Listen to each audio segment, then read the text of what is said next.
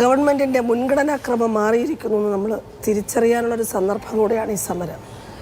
Government സാധാരണക്കാരോടും പാവപ്പെട്ടവരോടും സ്ത്രീകളോടും ആദിവാസികളോടും അരികുവൽക്കരിക്കപ്പെട്ടവരിൽ നിന്നും ഞങ്ങൾ നിങ്ങളെ പരിഗണിക്കാൻ ഉദ്ദേശിക്കുന്നില്ല എന്നൊരു പ്രഖ്യാപനമാണ് സത്യത്തിൽ നമ്മളിവിടെ എല്ലാം കാണുന്നത്. അതുകൊണ്ട് അവരുടെ പ്രയോറിറ്റി മാറി. അതുകൊണ്ടാണ് ആവശ്യപ്പെടാതെ പ്രത്യേകിച്ച് സംസ്ഥാനത്തെ ആളുകൾക്ക് തൊഴിൽ കൊടുക്കുന്ന റിക്രൂട്ട്മെൻറ്റിൽ എന്തെങ്കിലും ഒരു പങ്ക് നേരിട്ട് വഹിക്കാത്ത ആളുകൾക്ക് പ്രത്യേകമായി ഉറക്കത്തിൽ വിളിച്ചിട്ട് പറയണത് ഇത്രയും ഞങ്ങൾ അനുവദിച്ചിരിക്കുന്നു കേട്ടോ, നിങ്ങൾ എടുക്കണം, നിങ്ങൾ സ്വീകരിച്ചു കൊള്ളണമെന്ന് പറഞ്ഞിരിക്കുക. അപ്പോൾ അത് പറയാൻ ഒരു ഉളുപ്പില്ല എന്നുള്ളത് നമ്മൾ കാണുക. അതിനെ ന്യായീകരിക്കാൻ, ഞാൻ പറയുന്നത് സാറിൻ്റെ കാര്യമല്ല, ഗവൺമെൻറ്റിൻ്റെ ഭാഗത്തു നിന്ന് അതിനെ ന്യായീകരിക്കാൻ യാതൊരു ഉളുപ്പില്ല. മറുവശത്ത് സ്ത്രീകൾ തെരുവിൽ കിടക്കുകയാണ്. ഈ കേരളത്തിലെ സ്ത്രീകൾ നിങ്ങൾ കാണണം. ഈ മുഖ്യമന്ത്രി കോവിഡ് കാലത്ത് പറഞ്ഞു തെരുവ് നായ്ക്കൾക്ക് ഭക്ഷണം കൊടുക്കണമെന്ന്. ആശാവർക്കർമാർ കൊടുത്തിട്ടുണ്ട്. വലിയ വീടുകളിൽ ക്വാറന്റൈൻ ഇരുന്ന ആളുകൾക്ക് അവരെ ക്വാറന്റൈൻ നിശ്ചയിക്കുന്നത്, റൂട്ട് മാപ്പ് തയ്യാറാക്കുന്നതും അവർക്ക് മരുന്ന് കൊടുക്കുന്നതും ഭക്ഷണം കൊടുക്കുന്നതുമെല്ലാം ആശാവർക്കർമാരായിരുന്നു. ഈ ആശാവർക്കർമാരുടെ ഈ കോണ്ടാക്റ്റിലൂടെ നമ്മളൊന്നുകൂടെ ഓർക്കുക, ഈ പോകുന്ന ആളുകൾക്കൊരു സുരക്ഷാ കവചമില്ല, അവർക്ക് മാസ്ക് ഇല്ല, ഗ്ലൗസ് ഇല്ല. നമ്മൾ സംഘടന സമരം ചെയ്തിട്ടാണ് ഒരു ഗ്ലൗസും മാസ്ക് കൊടുക്കാൻ പോലും അന്ന് അധികാരികൾ തയ്യാറാവുന്നത്. പല സ്ഥലങ്ങളിലുമില്ല. അന്നും ഇതേപോലെ തന്നെ ഓണററി എന്ന് പറയുന്നത് 3-4 മാസം എടുക്കും. കോവിഡ് കാലത്ത് പോലും സ്ഥിരമായി കൊടുത്തിട്ടില്ല നമ്മൾ ഓർക്കണം. സ്വന്തം കയ്യിൽ നിന്ന് പണം മുടക്കി, അന്ന് ഓട്ടോറിക്ഷ ഇല്ലാത്ത കാലത്ത് 30 രൂപയുടെ ഓട്ടോയ്ക്ക് 150 രൂപ കൊടുക്കാൻ നിർബന്ധമെന്ന കാലത്ത് സ്വന്തം കയ്യിൽ നിന്ന് പണം മുടക്കി മരുന്നും ഭക്ഷണവും എത്തിച്ചത് വഴി ആശാവർക്കർമാർ കോവിഡ് ബാധിതരാവുകയും നിരവധി ആളുകൾ മരിക്കുകയും ചെയ്തു. എല്ലാവരും വീട്ടിലിരിക്കുമ്പോൾ ആശാവർക്കർമാർ മരിച്ചു. അവരുടെ മാതാപിതാക്കൾ രോഗികളായ വൃദ്ധരായ ആളുകൾ മരിച്ചു. ഇതൊക്കെ ചെയ്ത കോവിഡ് പോരാളികൾ എന്ന് പറഞ്ഞ അവാർഡൊക്കെ മേടിച്ചു വന്നിട്ട് ഇപ്പോൾ തിരിഞ്ഞു നോക്കാതിരിക്കുകയും അപഹസിക്കുകയും അപമാനിക്കുകയും സ്ത്രീകൾ ഇങ്ങനെ ആരോ ഇളക്കി വിട്ടപ്പോൾ വന്നാണ് സ്ത്രീകൾക്ക് ബുദ്ധിയും വിവരവും ഇല്ലാത്ത ആളുകളാണെന്ന്. നമ്മൾ ലോകോത്തര മാതൃകയിൽ കോവിഡിനെ പ്രതിരോധിച്ചു, നമ്മൾ ലോകോത്തര മാതൃകയിൽ ആരോഗ്യ സംവിധാനം ഉണ്ടാക്കിയെടുത്തിട്ടുണ്ടെന്നൊക്കെ അഭിമാനിക്കുന്ന ആളുകളാണല്ലോ. ഞാൻ കോവിഡ് കാലത്ത് ഒരു കുഞ്ഞിന് ജന്മം നൽകിയ അമ്മയാണ്.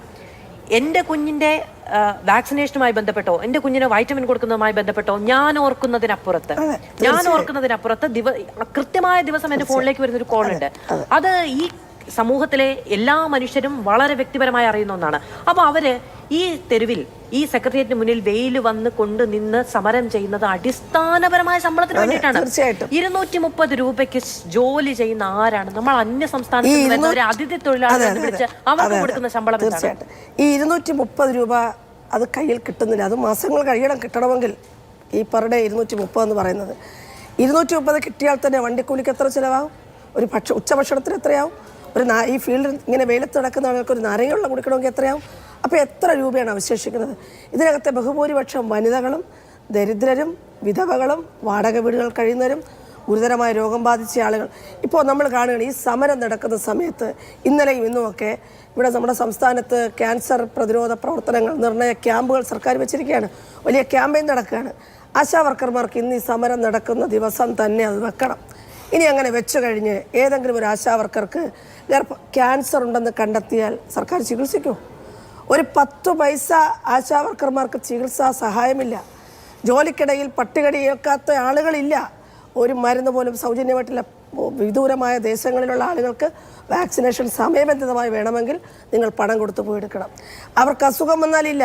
ക്യാൻസർ ബാധിച്ചവരും ഡയാലിസിന് വിധേയമാവുന്ന ആളുകളും യൂട്രസ് റിമൂവ് ചെയ്ത ആളുകളും വളരെ വലുതാണ്, നമ്പറാണ്. പക്ഷെ ഒരു 10 പൈസയുടെ സഹായമില്ല. അപ്പോൾ ഇപ്പോൾ ഈ രോഗനിർണയം നടത്തിയാൽ ആശാവർക്കർമാർക്ക് ക്യാൻസർ ഉണ്ടെന്ന് കണ്ടെത്തിയാൽ സർക്കാർ ചികിത്സിക്കൂ? പറയണം, ഗവൺമെൻറ് മറുപടി പറയണം. അപ്പോൾ അടിസ്ഥാന ജനവിഭാഗങ്ങളെ മറന്നുകൊണ്ട് നമ്മൾ ഓർക്കുക, ഇവിടെ നികുതി കൊടുക്കുന്നത് ആരാണ് നികുതി കൊടുക്കുന്നത്? ഓരോ ദിവസവും ആശാവർക്കർ ഉപയോഗിക്കുന്ന പെട്രോളിൻ്റെ നിന്ന് അധികം സെസ് വാങ്ങുന്നുണ്ട് ഈ ഗവൺമെൻറ്, അല്ലേ? എല്ലാ കാര്യങ്ങൾക്കും ഈ ബഡ്ജറ്റിലടക്കം ഭൂനികുതി അടക്കം വർദ്ധിച്ചിരിക്കുന്നത് ആരാണ് കൊടുക്കുന്നത്?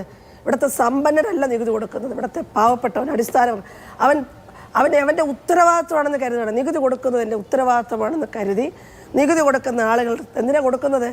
നമുക്ക് തിരിച്ച് സേവനങ്ങൾ ചെയ്യാൻ നമ്മൾ വോട്ട് ചെയ്ത് അധികാരത്തിലെത്തിയിരിക്കുന്ന ഭരണകർത്താക്കൾ പ്രതീക്ഷിക്കുകയാണ്. പക്ഷേ മുഖം തിരിഞ്ഞ് നിൽക്കുക മാത്രമല്ല, മുഖം തിരിഞ്ഞ് അപഹസിക്കുകയും കൊഞ്ഞനം കുത്തുകയും ധിക്കാരപരമായി സംസാരിക്കുന്നു, ധാർഷ്ട്യം നിറഞ്ഞ് സംസാരിക്കുന്നു. ഇത് ഭൂഷണമല്ല. ഇതൊരിക്കലും ഭൂഷണമല്ല. ഇത് പൊതുപ്രവർത്തകരെ പറ്റുന്നില്ല. അങ്ങനെയാണെങ്കിൽ എന്തിന് മന്ത്രിമാർ ശമ്പളം വാങ്ങിക്കുന്നു? ഇവർ പൊതുപ്രവർത്തകരല്ലേ, രാഷ്ട്രീയ പ്രവർത്തകർ പൊതുപ്രവർത്തകരല്ലേ, എന്തിന് ശമ്പളം വാങ്ങിക്കുന്നു?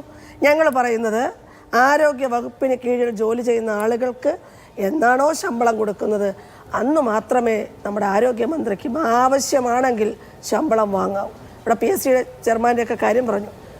ഒരാൾ മന്ത്രിയായിരിക്കുമ്പോൾ ഭാര്യ PSC മെമ്പറായിരിക്കുന്നു. അന്തം വിട്ട ശമ്പളമാണ് അല്ലേ? രണ്ടുപേരും കൂടെ വാങ്ങിക്കൂട്ടുന്നതിനെ കുറിച്ച് നമ്മൾ മിണ്ടണോ, പറയണോ? അപ്പോൾ അതിഭീകരമായ തരത്തിലേക്ക് ഒരു കുടുംബത്തിലേക്ക് ഇങ്ങനെ പണം കുത്തിയൊഴുക്കുകയാണ്. അപ്പോൾ പൊതുപ്രവർത്തകരായി വരുന്ന ആളുകൾക്ക് എന്തിനാണ് ഇത്രയും കൊടുക്കുന്നത്? അവർ ഈ സമൂഹത്തിൻ്റെ അടിസ്ഥാന ജനവിഭാഗങ്ങളോടൊപ്പം പ്രവർത്തിക്കുവാൻ വേണ്ടി വന്നിരിക്കുന്നതാണ്. ശരി, ഓക്കെ.